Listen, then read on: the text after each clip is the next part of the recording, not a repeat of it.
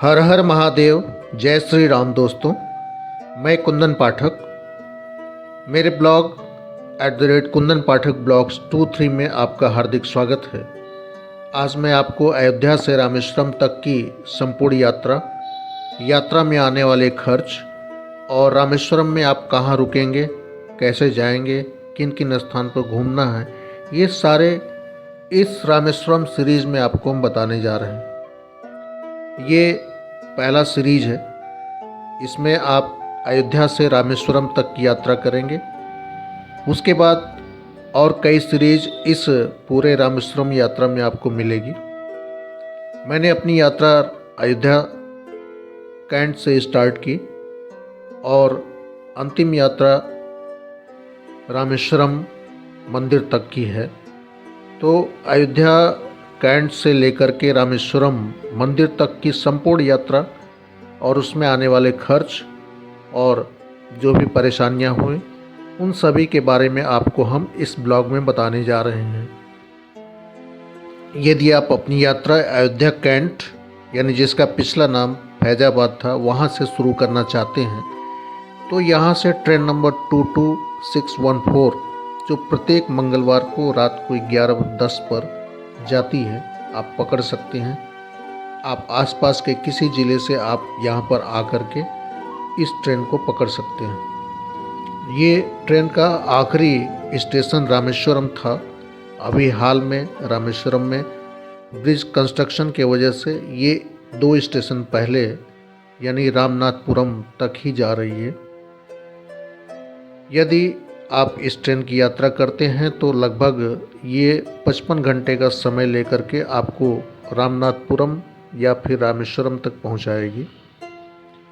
यदि आप जौनपुर या आसपास के ज़िलों से या प्रयागराज से यात्रा करना चाहते हैं तो ये ट्रेन बहुत ही अच्छी है।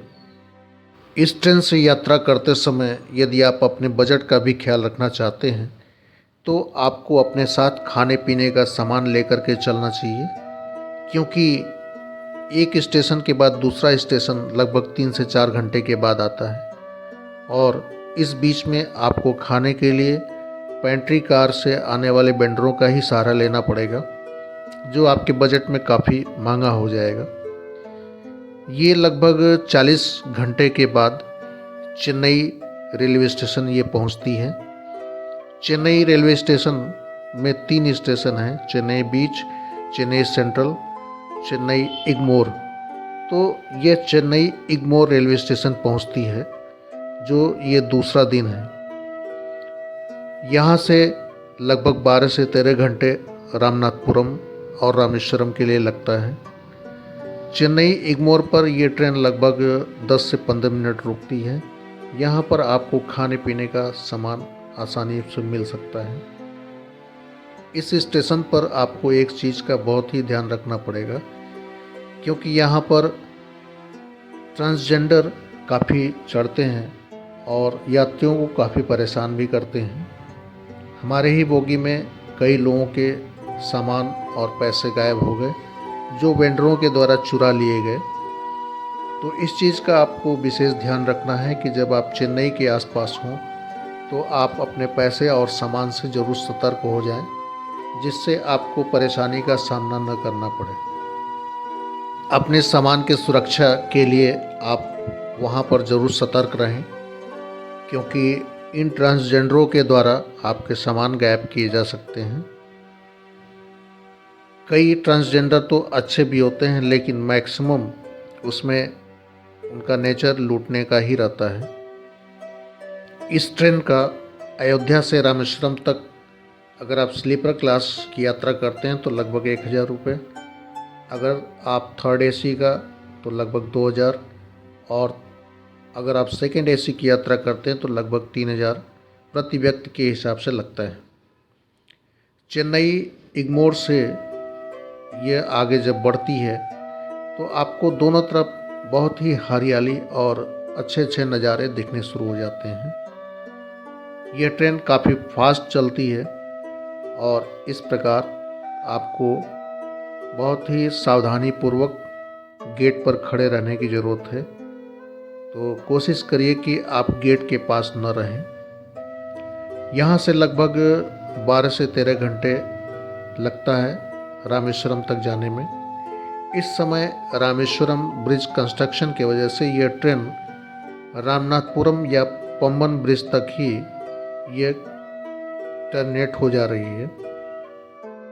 चेन्नई रेलवे स्टेशन से पहले इस ट्रेन में काफ़ी भीड़ रहती है, क्योंकि मैक्सिमम लेबर क्लास या पैसेंजर चेन्नई तक आते हैं। इसलिए इस ट्रेन में चेन्नई तक आसानी से रिजर्वेशन नहीं मिलता।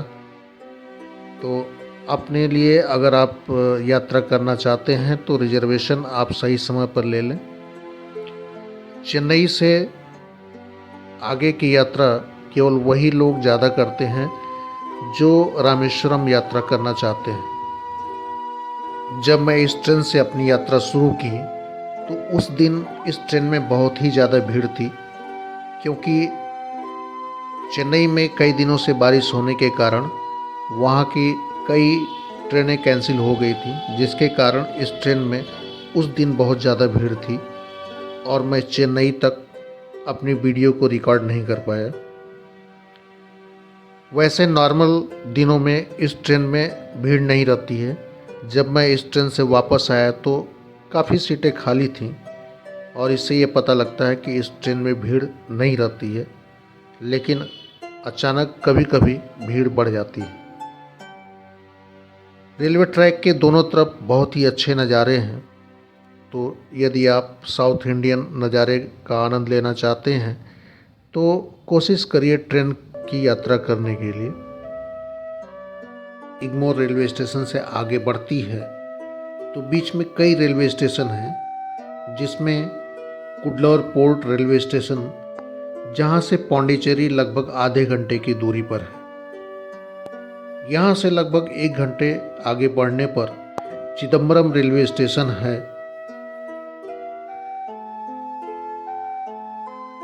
जहाँ पर अच्छे इंजीनियरिंग कॉलेज और कई यूनिवर्सिटीज़ हैं, जिसमें अन्नामला यूनिवर्सिटी, जहाँ पर डिस्टेंस एजुकेशन में लगभग सारी कोर्सेज कराए जाते हैं और भारत का सबसे बड़ा डिस्टेंस एजुकेशन का सेंटर है, जहाँ पर आपको कई सब्जेक्ट में एमएससी और डिग्रियां दी जाती हैं। यहाँ पर भारतवर्ष से काफ़ी लोग आते हैं, जहाँ पर कई प्रकार की डिग्रियां करने के लिए, और प्रत्येक वर्ष लगभग जब ये ट्रेन चिदम्बरम रेलवे स्टेशन से आगे बढ़ती है तो कुछ आधे घंटे 1 घंटे के बाद कुंभकोणम रेलवे स्टेशन आता है। उसके बाद लगभग 3 से 4 घंटे के बाद तिरुचिरापल्ली रेलवे स्टेशन आता है।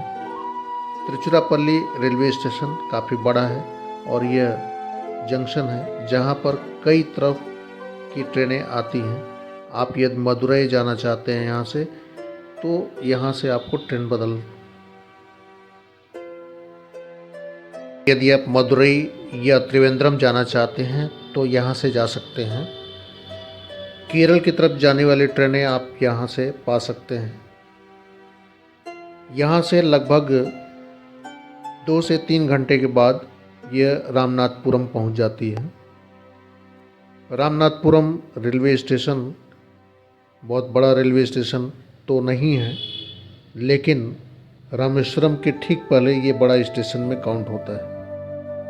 मैं लगभग 3 बजे रात को रेलवे स्टेशन रामनाथपुरम पहुंच गया, क्योंकि इसके आगे यह ट्रेन नहीं जाएगी, क्योंकि ब्रिज कंस्ट्रक्शन की वजह से यहीं पर ट्रेन टर्मिनेट हो जा रही है। यहाँ से आप आगे जाने के लिए आपको बस का ही सहारा लेना पड़ेगा। दोस्तों, रेलवे स्टेशन से मैं बाहर आ गया और यहाँ से लगभग 100 मीटर आगे बढ़ने पर मुझे मेन रोड दिखाई दिया। ये रोड रामेश्वरम तक जाती है और रेलवे स्टेशन का मेन गेट, इस गेट के ठीक सामने उस तरफ एक बस स्टैंड है, जहाँ से कई बसें रामेश्वरम तक जाती हैं। मेन गेट के आसपास एक छोटी सी मार्केट है और बस स्टैंड के आसपास भी मार्केट है, जहाँ पर आपको खाने पीने और अपने ज़रूरत की सारी चीज़ें आपको मिल जाती हैं। मेन गेट के ठीक बगल में एटीएम है, जहाँ से आप पैसे निकाल सकते हैं। मेन गेट के ठीक पहले एक छोटा सा मंदिर है जो बेहद खूबसूरत है। मेन गेट से लगभग 100-150 मीटर आप आसपास चलते हैं तो आपको बहुत सारी दुकानें मिलती हैं जो रात को बंद रहती हैं, लेकिन बस स्टैंड के आसपास की दुकानें खुली रहती हैं, जहां पर आप खाने पीने और अपनी ज़रूरत की चीज़ें पूरी कर सकते हैं। मैं यहां पर बस स्टैंड पर खड़े होकर के बस का इंतज़ार किया और लगभग आधे घंटे में मुझे एक बस मिली जो एसी थी। और यहाँ पर बहुत सारी बसें नॉन एसी भी मिलती हैं। एसी बसें यहाँ पर आपको ज़्यादा दिखाई देंगी क्योंकि यहाँ का टेम्परेचर सामान्य जगह से ज़्यादा रहता है, इसलिए ज़्यादातर बसें आपको एसी ही मिलेंगी। एसी बस का किराया यहाँ से लगभग 62 रुपये है और वह लगभग 1 से 1.5 घंटे का समय लेती हैं, जो आपको मंदिर के बिल्कुल पास तक छोड़ती हैं। मैं लगभग रात को 3:30 के आसपास यहाँ से चलना शुरू किया और मेरी बस लगभग 1 से 1.5 घंटे में रामेश्वरम बस स्टैंड तक पहुँचा दी। रात का समय था, आसपास कुछ दिखाई नहीं दे रहा था, इसलिए मैं वीडियो शूट नहीं कर पा रहा था, क्योंकि बस में मेरी सीट ऐसे जगह थी जहाँ से मैं वीडियो शूट नहीं कर सकता और जो खिड़कियाँ थी वो ट्रांसपेरेंट नहीं थी, इसलिए शूटिंग रात के समय पर नहीं हो पाया। जबकि बाहर का नज़ारा रात में वैसे तो दिखाई नहीं देता, लेकिन जो दिख रहा था वो भी मैं शूट नहीं कर पा रहा था। मैं लगभग 15 से 20 मिनट के बाद पम्बन ब्रिज, यानी जो मंडपम से रामेश्वरम के बीच में है, जो रामेश्वरम आइलैंड को मेन लैंड से जोड़ने वाला ब्रिज है, और उसी के ठीक बगल में रेलवे ब्रिज है। और ये इसी को देखने के लिए लगभग सभी लोग रामेश्वरम आना चाहते हैं। मैं उस ब्रिज पर पहुंच गया। रात का समय था, मुझे कुछ दिखाई नहीं दे रहा था, इसलिए इस वीडियो में मैंने उस ब्रिज का सीन आते समय जो मैंने शूट किया था वही डाल दिया।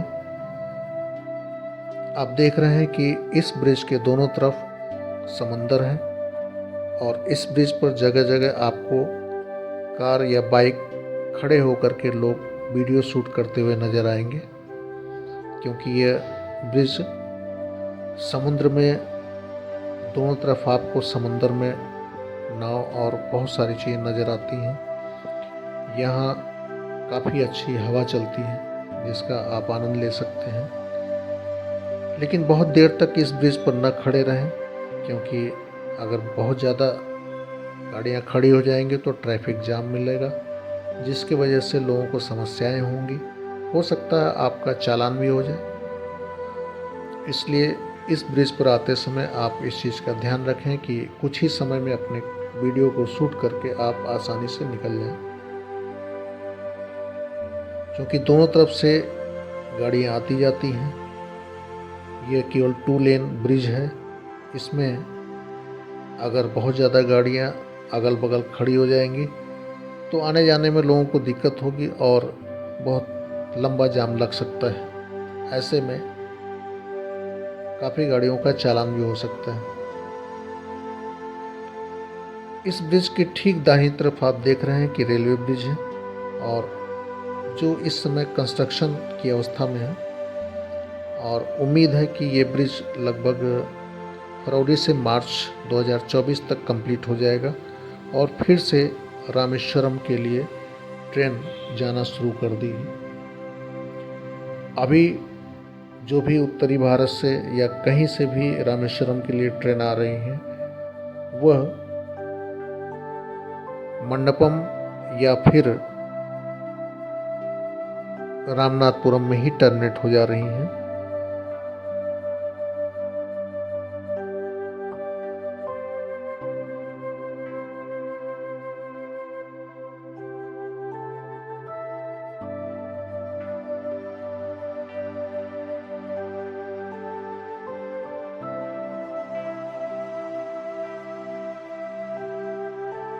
अब मेरी बस लगभग 4:30 बजे रामेश्वरम बस स्टैंड पर पहुंच गई। रामेश्वरम बस स्टैंड से रामेश्वरम मंदिर की दूरी लगभग 1.5 से 2 किलोमीटर है और मैं यहाँ पर किसी ऑटो या टैक्सी का इंतज़ार करने लगा। यहाँ से आपको बहुत सारे ऑटो या टैक्सी मिल जाते हैं जो पर हेड 20 रुपीज़ के आसपास या फिर पूरी बुकिंग पर लगभग 100 से 150 रुपये आपसे लेते हैं। यदि आप अकेले हैं तो आपके लिए बहुत बड़ी समस्या है, क्योंकि अकेले जाने पर भी आपको लगभग 100 रुपये देना पड़ेगा और एक से अधिक अगर हैं तो भी 100 रुपये। यदि कोई शेयरिंग में मिल जाए तो आपको पर हेड 20 रुपीज़ देना पड़ेगा। यहाँ से लगभग आधे घंटे का समय लगता है जब आप मंदिर पहुँचते हैं। मंदिर के आसपास बहुत सारे होटल्स हैं और धर्मशाला हैं। होटल्स लगभग 500 से लेके 2000-3000 जैसा भी रूम रहेगा आपको मिल जाते हैं। धर्मशाला का रेट लगभग 500 रुपये डबल या ट्रिपल बेड का और 8 से 900 रुपये लगभग 4 बेड या फिर 5 बेड का मिल जाता है। यदि आप हॉल लेना चाहते हैं, कई लोग हैं, तो भी आसपास के क्षेत्रों में कई इस तरह के होटल्स या धर्मशाला हैं जहां पर आपको आसानी से रूम मिल जाते हैं। और होटल्स बहुत महंगे नहीं, यदि आप महंगे होटल में जाना चाहते हैं तो भी आसपास कई होटल हैं जो ठीक ठाक हैं, जहां पर अच्छी सुविधा आपको मिल सकती है। लेकिन नॉर्मली 500 तक के रूम पर भी आपको ठीक ठाक सुविधाएं मिल जाती हैं। यदि आप अपने बैग केवल रखना चाहते हैं या सामान रखना चाहते हैं तो उसके लिए आपको लॉकर्स मिल जाते हैं। लॉकर लगभग 100 से 150 रुपये या 200 रुपये मिलते हैं, जिसमें आप बैग और सामान रख सकते हैं। ये मंदिर के आसपास कई इस तरह के लॉकर हैं, थोड़ा सा आप घूम करके देख लीजिए तो आपको मिल जाएंगे। यदि आप देर रात आते हैं तो कुछ परेशानी का सामना करना पड़ सकता है, जैसा कि मुझे करना पड़ा, लेकिन सुबह सुबह होते ही आपको बहुत सारे होटल्स या रूम्स मिल जाएंगे। मंदिर दर्शन करने से पहले आप अपने सामान कहीं पर रख दीजिए और नहा धो करके आप दर्शन के लिए निकल सकते हैं। रामेश्वरम भ्रमण करने के लिए आपके पास 2 दिन का समय होना चाहिए। एक दिन में आप रामेश्वरम के आसपास के क्षेत्रों का, रामेश्वरम मंदिर के आसपास के क्षेत्रों का, और दूसरे दिन आप धनुषकोट की यात्रा कर सकते हैं जो लगभग यहाँ से 18 किलोमीटर की दूरी पर है, और उसके आसपास के क्षेत्रों का आप भ्रमण कर सकते हैं। इस प्रकार 2 दिन में आपका रामेश्वरम का कंप्लीट टूर कंप्लीट हो जाएगा। दोस्तों, आप अपनी पूरी यात्रा लगभग 4 से 5 हज़ार में बड़े आराम से कर सकते हैं यदि आप 2 दिन के लिए प्लान कर। दोस्तों, यदि ये वीडियो आपको अच्छी लगे तो please subscribe my channel and like and comment. Thank you so much. अगला पार्ट आप देखना न भूलें। धन्यवाद।